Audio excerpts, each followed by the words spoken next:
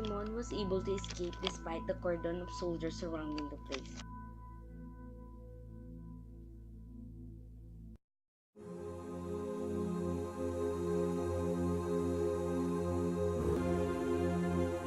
Nonetheless, the soldiers pursued Simon relentlessly.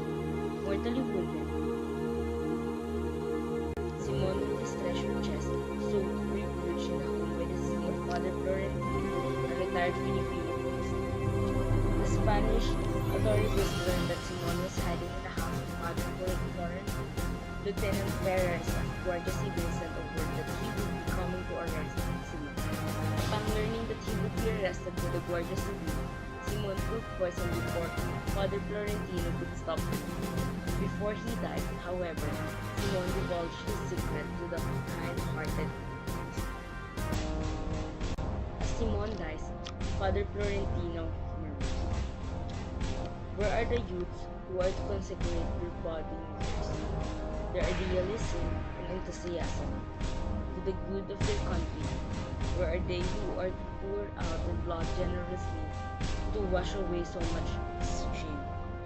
So many crimes and abominations, pure and immaculate, must the victim be so that Holocaust may be acceptable?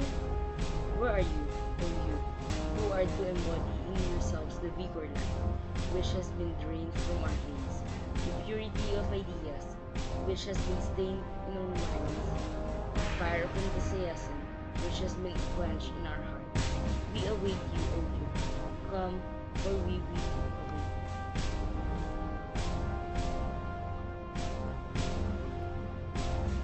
Father Florentino gazed at the lifeless body of Simon and took the treasure chest and threw it to the sea. As the chest sank into the sea, he said, "May nature guard you in her deep abyss, among the pearls and corals of her eternal seas. When for some holy and sublime purpose man may need you, God wills in his wisdom draw you from the bosom of the waves. Meanwhile, there you will not work wrong, you will not restore justice, you will not foment avarice." Symbolical interpretation. On the more abstract or philosophical level, fili is a study in revolution. The more important characters can be interpreted symbolically. In turn, cynical and revolutionary as a result of past failures and disappointments. Simon could be made to represent a portion of Filipino society which is tired of the oppressor's rule and wanted the rule to be overthrown at all costs, but had no systematic plan for new society. If the old one is overthrown, Maria Clara, after suffering from untold physical and spiritual abuse for at least 13 years, at last dies. It can still be made to symbolize in Fili the prior-dominated culture, which is now ripe for revolution. There is no eventual union between Simon and Maria Clara, not even meeting between the two since they parted 13 years ago. Although Simon wanted very much to see and possess her, he was not permitted to do so. This is an indicative, symbolically speaking, of his refusal to recognize that the prior, dominated Filipino culture could still be reinvigorated through the infusion of new elements into the anemic bloodstream. Sonor pasta, idealist turn mercenary, could be made to represent that portion of Filipino society who have abandoned their noble social ideals and have become thoroughly self-seeking opportunists, serving only the interests of those who hire them.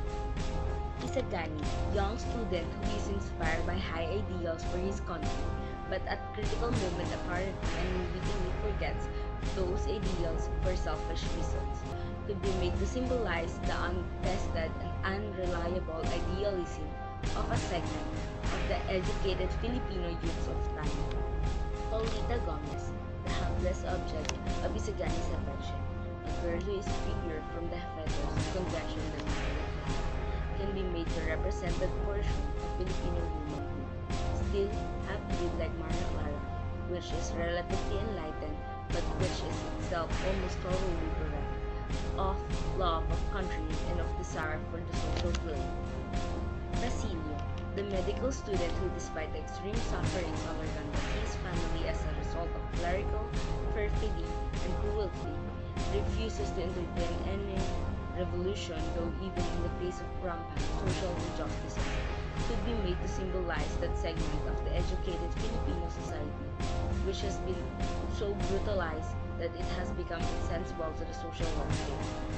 Placido Penitente is another young man who has been disillusioned by the state of affairs he finds himself in as a student, entertains the desire to go abroad.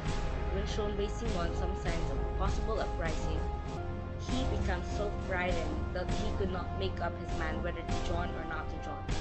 He persuasively could be made to symbolize those elements of Philippine society which had not yet been infused with the national sentiment of social conscience.